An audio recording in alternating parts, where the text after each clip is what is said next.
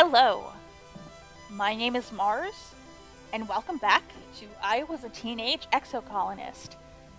Our stress is up pretty high since we've been out foraging in the wilderness.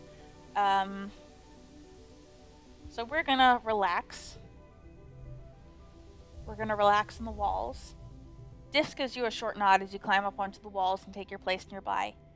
He's good company if you're looking for the kind of company that leaves you alone and doesn't bother you very much. He's looking for the same. You're a good match for each other that way. Yay. Oh, can I get rid of both of these? This one I'll get rid of, yeah. Vertumnalia. Colony gives thanks for its good fortune. But we're in a famine. Soy cakes, steamed buns, vegetable broth, sugar cubes. Yep. Governor Udicot's welcoming speech is short. She's frail, whispery, feeling the effects of the famine. Participation is for joiners, no way. You can't imagine anything duller than running around like a little kid or wasting colony resources in a popularity contest. Too much energy to even watch it. In disgust, you leave the festival and head to the walls to sulk in your self-righteousness. You spot Disc sitting on the wall, dangling his feet off the edge as he stares off into the wilderness. You're not in the talent show, he's never in the talent show. You okay? Or maybe he is in the talent show and he is usually in the talent show maybe, and now he's not. Oh, that's interesting. Makes sense, he seems kind of an artsy kid. He likes to draw, he likes music. Disc frowns and doesn't look at you. Yeah, I'm just whatever, he says. I'm done trying to please people. After the festivities, the whole colony takes a few days off for a break. Except for geoponics and the foragers, it's not really a break, but you try to take it easy anyway. Okay? Well, maybe it was kind of a waste to relax then, but you know, it was worth it to get rid of one of my crappy cards. Alright, but we're gonna go out right away again, and forage.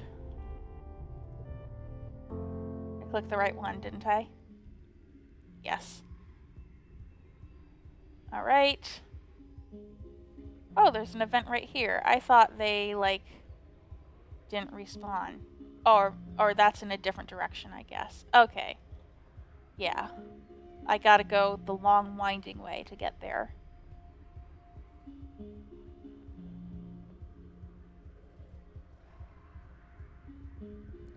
And I can still sneak past these animals? That looks like a fun animal. Alright, I want to get to that event I saw. There we go. You come across a curious sponge-like hive, pockmarked with holes containing wriggling grubs and oozing a sweet-smelling syrup. Atop the hive, it was what appears to be the hive queen, looking like, oh wait, her swollen abdomen is the hive. She's rooted here, probably drawing nutrients from the soil like a plant while she tends to her larvae. Utopia mentioned these. It's a squeeger hive. Alright, I don't know if we'll be able to do this, but we gotta do everything we can. 77, jeez.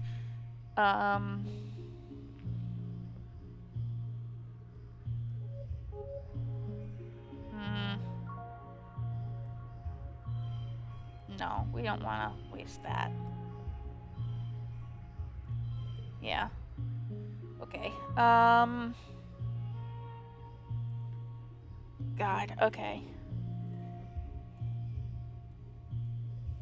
Ah, sweet. If we put this next to this, then this makes everything a 4. Awesome.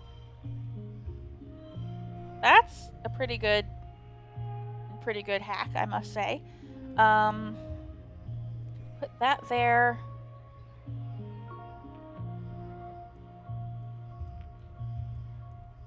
And then we can get, oh man,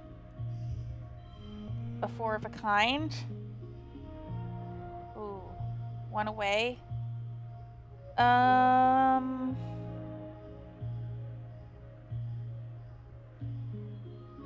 Let's just use a mushwood log on this. There we go. Yes, the calm hive queen has only a rudimentary danger sense. Squeezer hives can be very defensive when they sense danger to their young, but so long as you don't set off the workers or the larvae, you're free to walk right up to her. You gently avoid hurting any of the babies as you scrape her copious honey into a collector. Awesome. Alright, this isn't the way we came from, is it? Doesn't look like it. A dense cloud of pollen makes it hard to even see your hand in front of your face here. It's a good thing you have a helmet with a filter. It's not perfect though, and it doesn't help with visibility. Alright, could this be where the mushroom is? Be patient and look carefully. The pollen clouds eventually shift and you're able to see glimpses of the path through. It looks clear. Huh, no problem this time. Okay, what's this? Ooh. Lots of items.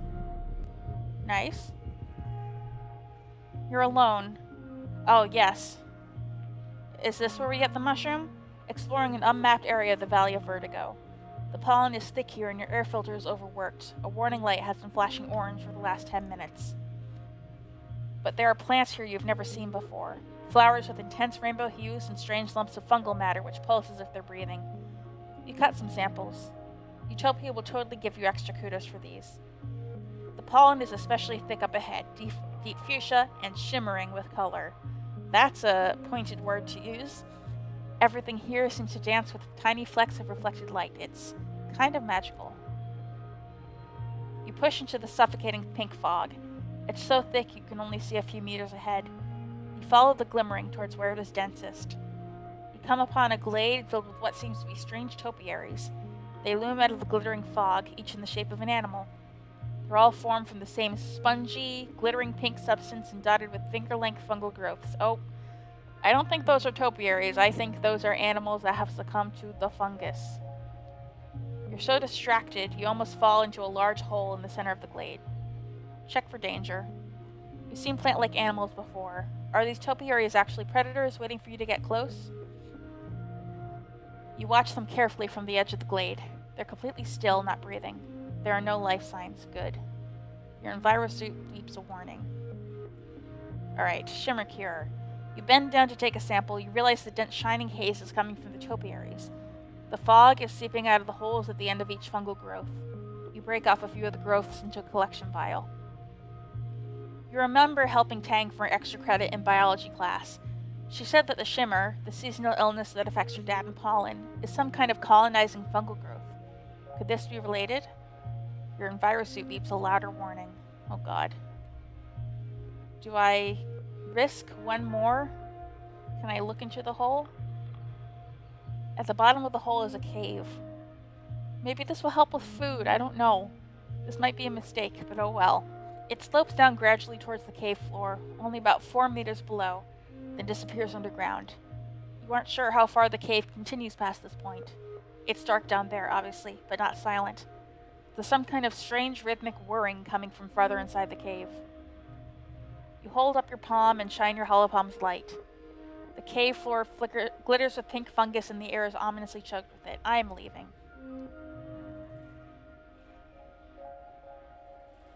Great. As you turn to leave, your filter light begins flashing red and an alarm sounds inside your helmet. You realize with horror that you've been in the dense pollen too long. You start sneezing as the sparkling dust seeps into your breathing mask. It feels like tiny knives in your sinuses and a heavy choking pain in your lungs. You lurch back towards the checkpoint, barely able to breathe. Your helmet is so clogged that you don't think air is getting in at all. You can see it clearly, as if seeing a vision. If you take your mask off, surely you'll be able to breathe better. Something in your terrified brain clings to this idea. If you just take off your mask and breathe in the pollen, you'll be fine. Everything will be fine. That's the same hypnosis that's been getting to Dad. Keep the mask on. No, don't go gently into that pink night. You're hyperventilating. You can't get enough oxygen through your clogged filter. Darkness closes in from the edges of your vision until you're seeing the world as if through a long tunnel. Several days later, you wake. Great. You don't remember much, just a great choking heaviness in your lungs, and the world swallowing you up and closing over your head. You have snippets of conscious thoughts from the last few days, but it's hard to tell if it was a dream or not. Yay! Great. I'm injured. It feels like you had a fever once. Hot and sticky, achy all over like you've been boiled alive. You're still terribly weak, and there's a pain in your chest like someone has been sitting on it. It takes all of your energy just to breathe. You live, but your body took a serious hit and may never be quite the same. Great.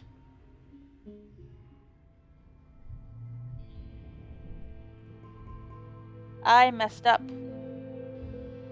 I messed up pretty bad. But, Dad, I'm gonna help you out.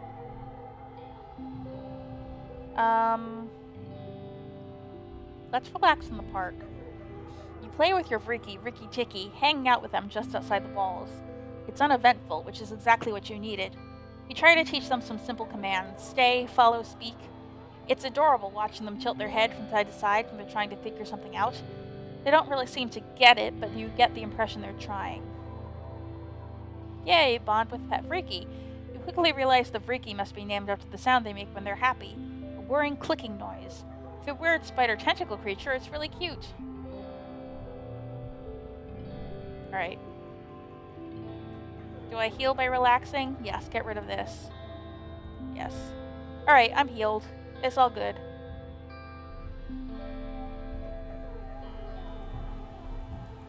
Oh, I forgot. I was gonna give Anemone a gift on her birthday. Maybe I'll give one to her now, since I forgot. Do you want a bobber fruit? Sure. Okay. Let's see. I'll give Dis a gift too. I don't like being hungry. Like, it still hurts. But I don't think I feel hunger like other people do. I know I could starve to death, but I'm not scared to die, so it's kind of like, wouldn't it be kind of nice to just fall asleep and never wake up? Well, I'll die eventually, and it's not a bad way to go. Come on, Dis. Oh. Poor guy. Oh my god. Bobber fruit. God, what do you like, man? Alright, I'm kind of scared to go out there again. No, that's not what I wanted to check. I want to get my friendship up more with Dis. So I think I'll go exploring in the plains some more.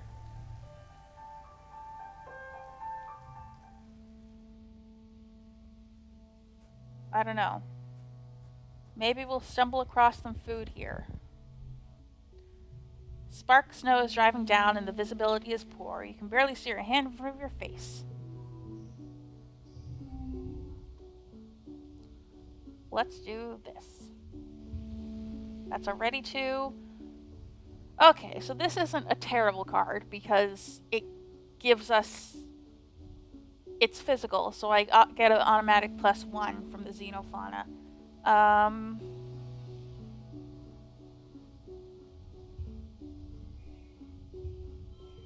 Okay, pretty good start.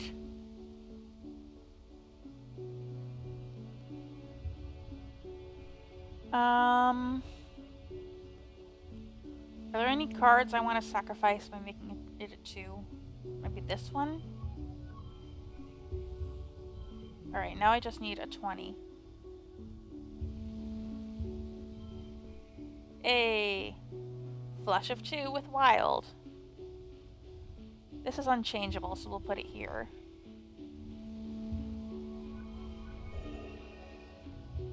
Yay.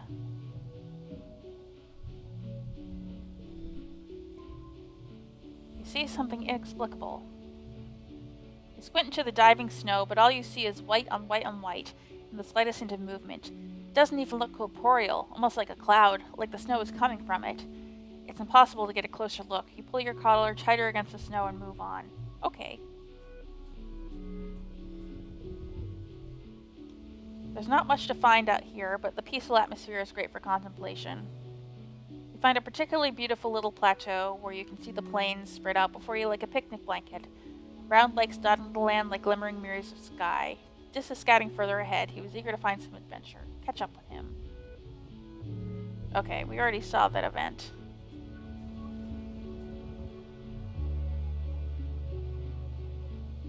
Let's study these animals. Let's make a card physical. This one? Okay.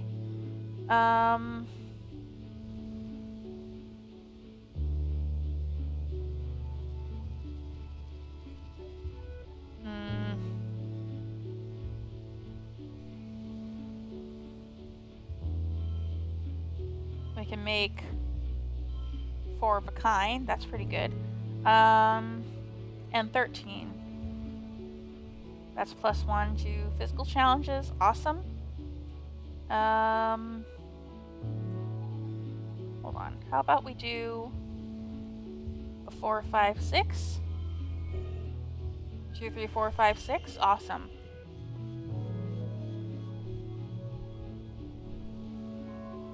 Creatures' fur is like grass, so they must be kind of photosynths, an animal that gets part of their energy from the sun. They couldn't be arborescent photosynths, bush bubs, because they got branches growing out of their heads and backs. You check your survey journal. It says bush bubs are common here, but they're smaller solitary creatures, so nope. And they're too small to be balneal photosynths who don't usually leave the water. You found a new species. Maybe. That would be cool. You decide to name them, just in case. You look at them through your holoculars at maximum zoom. You can kind of make out that they have a super long jaws like a huge underbite. Underbiter, that's mean. Sunbasker. Naming things is hard, so Sunbasker will have to do. You log your discovery. Sweet. We discovered a new animal. That's kind of awesome. Ooh, a log. We need those. Man, can you imagine if I tried to do hard mode without going out and exploring, like on my first playthrough? That would have been terrible. Just the spark snow make this area hard to pass through. Your feet keep sinking into it, and you have to work to get them free with every step. Alright, I already have that card. Okay, and I've already done that event too. Alright, I think this was kind of a waste. Oh, there's Dis. He has something to say. Dis and you are surveying together, though he's mostly just throwing rocks at things and seeing what happens. Ugh, this is so boring, he complains. We've seen everything here already. The other surveyors are going to cool places like the subaqueous swamp. Places that are actually dangerous. The Valley of Vertigo is cool. Yeah, I've been there, Dis says. It's neat, but Utopia sends people there to forage, and I just want more adventure than pink berries, you know? Dis goes back to checking rocks and complaining. We're just here all the time, even though we know everything about it. Utopia says we need to come back every year and take new readings, in quiet here, and in pollen in the valley, and we have to be patient because we can't just take stuff without letting nature replenish itself. He sighs. I mean, I get it, but it's still so boring. I want to explore other places. Yeah, I get that. Oh god, we are so stressed. I'm gonna go around and get that log, and then I think we're gonna have to leave. Unfortunately. Oh, so how did Ricky, or Ricky Chicky, how did they rank up?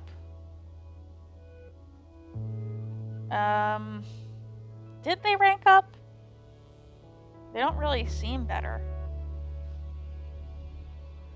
Okay.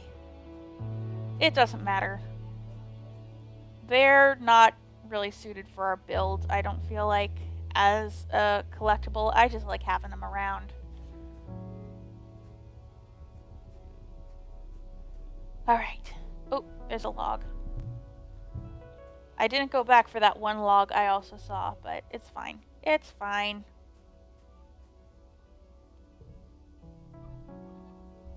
Let's go home.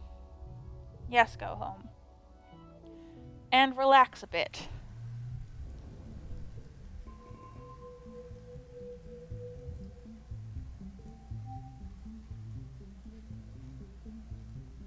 Continue relaxing and then maybe go forage?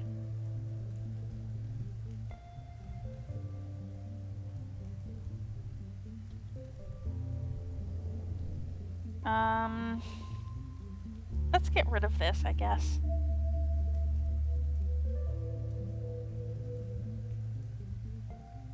Yeah, let's go forage again.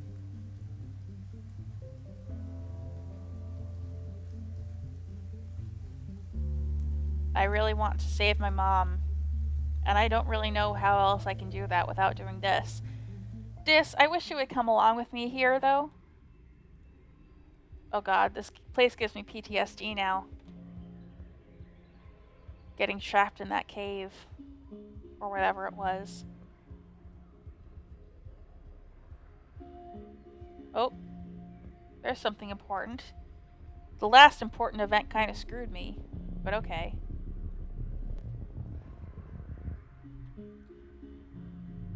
You spent some time working in geoponics, so you know your way around a plant or two. Walking through this area, you notice something different about it. The bare ground feels bouncy, like a trampoline, and the plants look all weirdly stunted. Not a lot can stifle nature here, so it's honestly a little weird that there's no grasses or mosses growing there. Perception? Notice the strange spongy soil. You peer down at this oddly bouncy ground. It's pink and fleshy and... wait. Is it even ground? You kneel and take a closer look. More like a kind of dense moss or coral, maybe. You press a hand into the moist, squashy substance. It smells sweet and starchy, like cake. It blankets the ground here in a thick sponge-like layer, swallowing up everything it touches. Gross, but it smells so good. You dig a large chunk of the sponge cake up to bring back to geoponics. Further analysis is needed, but you have a good feeling about this one. Ooh, are we gonna want to go to, xenobotany after this? We can hear them purring. It's cute. Oh, there's an egg. Hey, it's one of your siblings, Ricky Ticky. And a bobber fruit.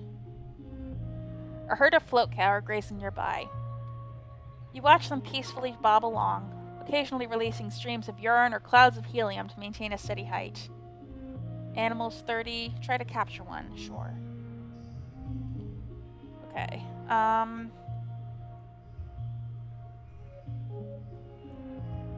That gives +5.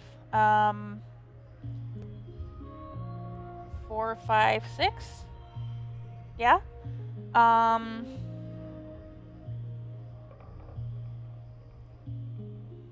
Okay.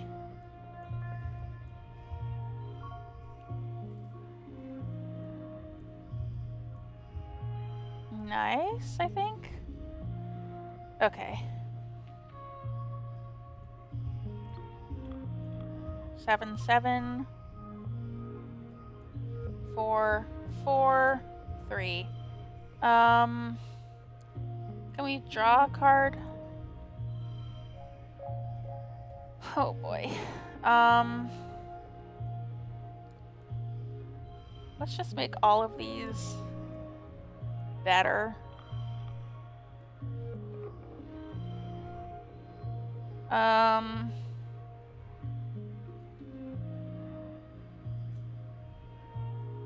Let's push through. Yeah. Eventually, you pick out one young female that looks underfed and moves more slowly than the others. She seems like an outcast. The others won't let her eat, and they keep chasing and harassing her. She should be easier to catch, and as malnutritioned as she is, maybe easier to tame. You get a lasso around her and hold her down while she whinnies in terror and releases her piss ballast to try to get away. You're in the blast radius, but you hold firm. You're able to bob her along behind you, all the way back to the depot. Yes, we got food. Well, howdy, Utopia says when you bring the float cow in. What do we have here? Why, you're a real cowboy, Solane. I'm a mite jealous. She inspects the tired float cow. She's looking a little under the weather, Utopia proclaims. Here's hoping we can nurse her back to health back on the ranch. I'll take her back myself. You can come see her anytime in geoponics. Alright. We're gonna want to get back. I think that was worth it, taking on the stress. And it's not a waste that I use all my Mushwood logs, because I think that lowers the amount of stress you take on for giving up, or pushing through, rather. So I think it was still worth it to use those cards. Alright. Let's head on back and go to xenobotany. Unless this is the month where Mom dies.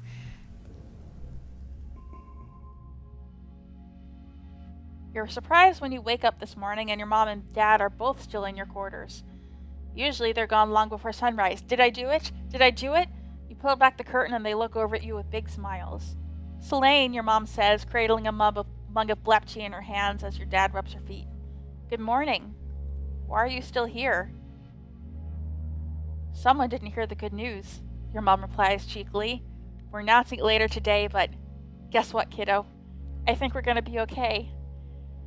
She chuckles at your sleepy, confused look. The famine, she explains. We still need to do the work, but we pulled out of it. We got out of the spiral. We're going to be okay. Between farming and foraging, we've secured enough food to make it through until next year. Just until next year? Your mom shrugs. It's better than this year. We'll have to take stock again, but what we managed to do should keep paying off, and it won't take as much work next year. Your dad sighs happily. I'm already looking forward to dinner. I haven't really cooked in ages. What should we have, Solane? Mom should choose. Mom should choose because she's happy to be alive. I am happy that she is alive. That's right. It was her hard work that saved the colony. Well, actually, it was my hard work. But I'm just so happy that she's alive. I'm willing to take on a little bit of loyalty. It's fine. Your mom chooses a great big platter of roasted vegetables. Peppers, onions, corn. It's sweet and a little spicy and so delicious. You and your parents cook a private meal in your kitchenette. Your dad does most of the work, but you help. When you sit down for a quiet family dinner, you realize this is the first time you've done this.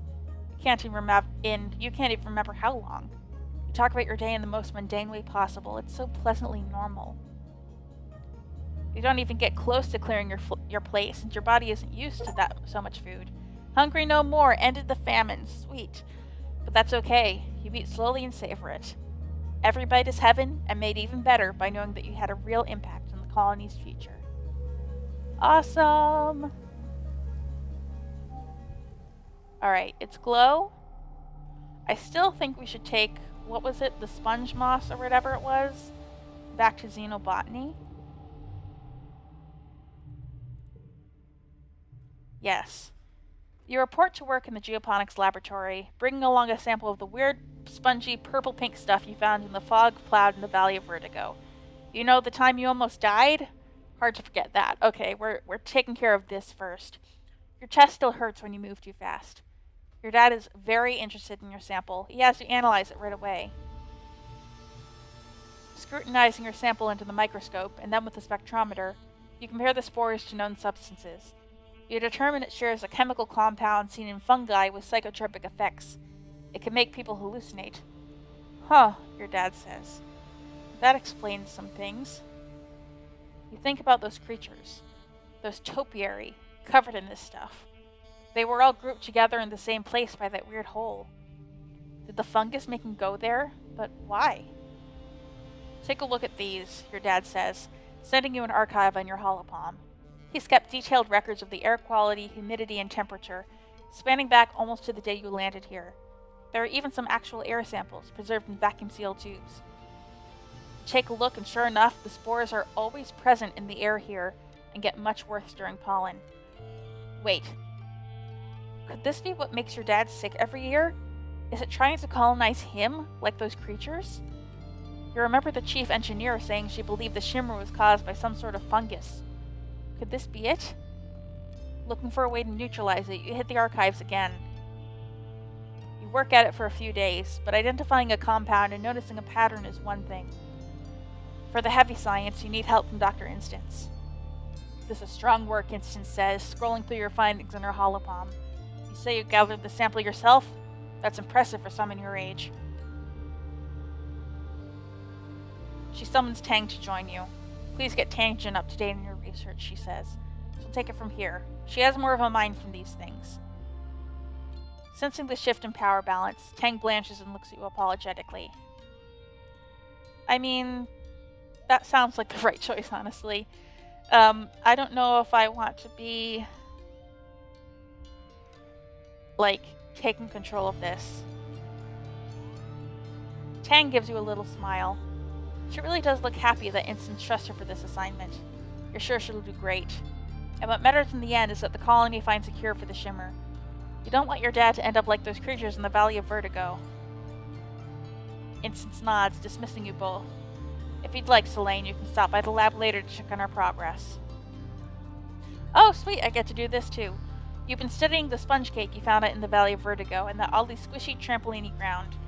As you suspected, it's a type of fungus. The analysis bench tells you it contains edible starches. Once dried and processed with a maturing agent, acidic spark snow should work nicely. It will make a wonderful flour. The challenge now is to cultivate it. It multiplies quickly, and you've seen how it stops anything else from growing near it. No, absolutely not, she says, before you even open your mouth. Get that out of here before it contaminates the crops. We all know how the pixie bean experiment turned out, she says. I know you studied the sponge cake, but I'm still not sure about it. I'm sure this is safe. I checked. You show her your research. Your mom rubs her face. I know. You're a real chip off the old block, aren't you? You probably have its whole genome mapped already. Fine. Let's find a place for it. You plant the sponge cake in a special field, quarantined on the other side of the geoponics domes from the rest of the crops. By the end of the month, you can already tell that it's taken root and will start producing viable food soon. You should get your first harvest during pollen, when the sponge swells up and is at its sweetest. Hey! Cultivating sponge cake. Oh, it's only 2. Many of the earth crops grow through dust and need to be harvested before wet. This means the colony has more food available year-round. It's going to be an incredible boon. Okay. +5 to colony food. And that was off to the left. It's one of the first things you could find off to the left, isn't it? So in the future, I think that in future runs I think that I should make a beeline to that and then maybe not focus on the food so much because I feel like that would be enough. Alright, +2 bonus to straights. I can do that. Oh god. That's so terrible.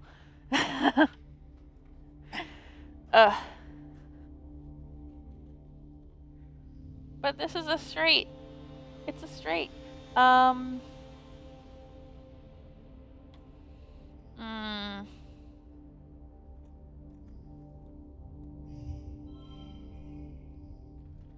Oh, this is a 3 and a 3 of a kind.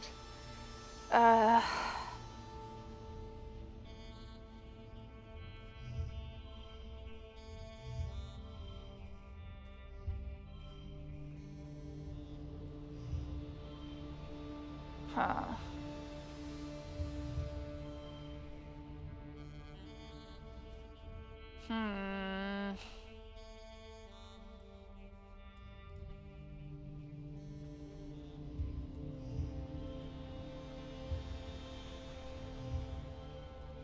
Okay, I'm just making it worse. I'm making it worse. +2?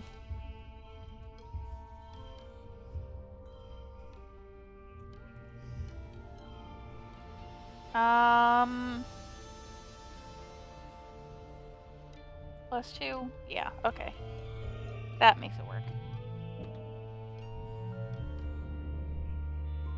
Okay, I'm very stressed and I'm only about to get more stressed. Something enormous is out there, the Faceless. You don't know what gives you the courage, but you run out the fields to face the horrible creature face to... There it is. Yep. It has no face. Yep, and it's describing the Faceless. Yep. The creature is nearly twice the height of a greenhouse. It's standing on top of a flattened one. The wreckage of lattice and plants all around. Flickers of light from plas rifles and stun gloves light it from underneath, and the stench of ozone is thick in the air. You see Nem and her brother Calm darting in and around its legs with their twin shocks of red hair. The faceless creature lurches into another greenhouse, oblivious to the soldiers trying to herd it away. The monster left a trail of destruction from where it smashed right through the walls. Smaller creatures are pouring in through the gap and heading towards. They're headed straight to command. You watch helplessly as the hordes of animals storm command, sneaking through torn away panels and smashing through windows. It's too far away to hear the screams, but Governor Udicott is inside. You have to do something. Okay, so it's a choice between Calm and Udicott, I guess. Help Nem and Calm. You run towards geoponics, picking up a handful of rocks as you cross the barren fields. I mean, Udicott is very old. She's been weakened by the famine. I wish I could save her, but she is about to get usurped by Loom as well. So, maybe if we saved her, we could have stopped Loom from taking over. But I kind of doubt it. She's still very old and not that strong, so... You run towards geoponics, picking up a handful of rocks as you cross the barren fields. When Calm sees you, he gestures for you to flee. Get out of here, Solane, he says. You're gonna get yourself killed. You grip your rocks in defiance. You're sick of being told to hide like a child. You want to help. Alright, it's gonna be a hard challenge.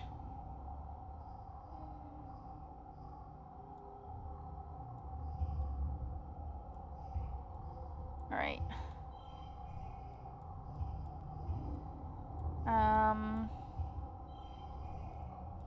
And if we do this, will that make it better? No. Okay.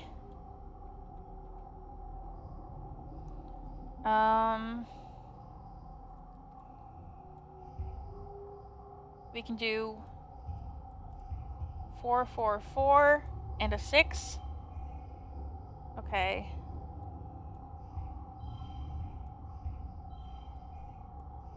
Yeah. This is the best we can do here.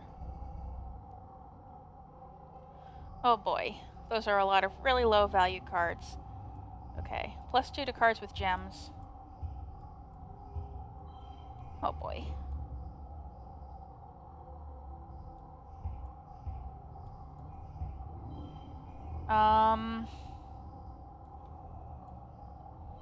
Let's use our Xeno eggs on these.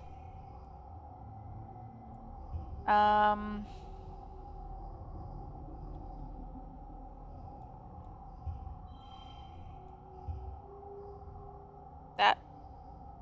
Okay. Hold on. How about we do a 4, 5, 4, 5, 6 there? Okay. 4, 5, 6, 7. Okay. And then let's use a Mushwood log on this. Oof. I'm not losing that. You try your hardest, but even with the full force of the defense squad, you can barely keep it contained near the farms. You dart in and around the battle, throwing rocks and making noise to keep the abomination's attention away from the rest of the colony. Its tentacles whip around, slapping the ground and knocking into people, picking them up and throwing their helpless bodies like dolls, only to be crushed under its massive trunk-like feet. The fields are littered with bodies of the fallen. Sweat stings your eyes, but you somehow stay on your feet. Others aren't so lucky. Solane, watch out! Calm cries out, and you look up just in time to dodge the wet slap of a tentacle, tripping over a body and sprawling into the dirt yourself.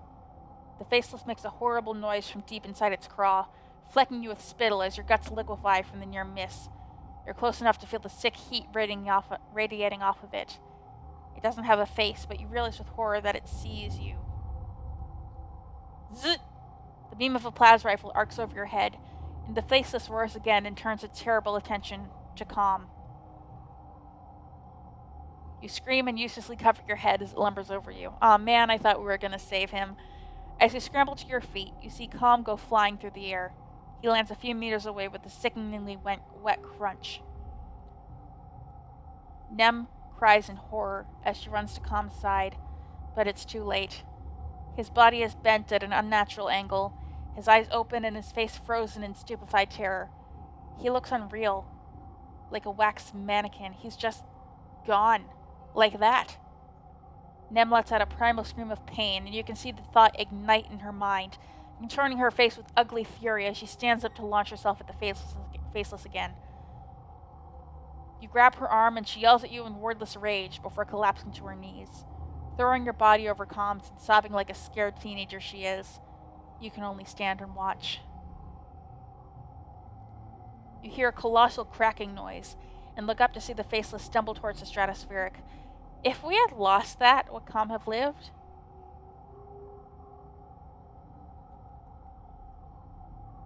Sometimes they say that losing is not bad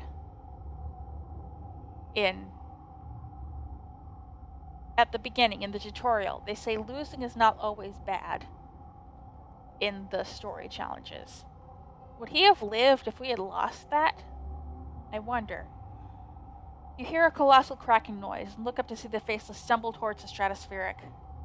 With a roar that shakes your very molecules, it loses its balance for the last time and falls into the ship. Metal screams as the ship buckles and gives way. Whole pieces of the quarter's wing shear off as your home opens like a tin can, spilling its contents into the square. The strato lurches, then collapses under the creature's weight.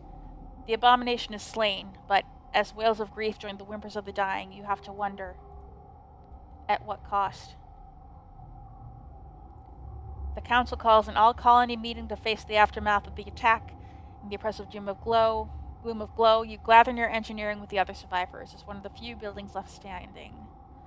Okay, the corpse of the Faceless. You can't forget what you saw. Your mind keeps replaying that terrible moment. The Faceless rearing up and obscuring the sky. Nem and her brother looking so small before it. Governor Udicott was killed. Yeah, maybe we could have saved her, but we couldn't have saved Com. The council acknowledges the bravery of the defense squad, citing their heroism and finally taking down the Faceless. Geoponics is gone. You're not just back where you started, it's even worse. The entire front half of the strato is destroyed. It's only by some stroke of luck that people hiding in the crash weren't all killed. Six solemnly reads the names of those who lost their lives, too many including Udicott. Nem and her family cry out when Com's name is called. Poor Com. Alright. Tammy doesn't return to the classroom. The little one's got out okay, but she's still in medbay and will be for a while. Nem cries about her brother and screams at anyone who tries to comfort her. Eventually you just ignore her grief, as painful as it is to hear her sobbing at night. You feel like you've been awake for days, but you'll never fully sleep again. You try, but you keep jerking awake, crying out in fear. Eventually you fall asleep sitting up, held in your father's arms. Your sleep is fitful, but mercifully dreamless.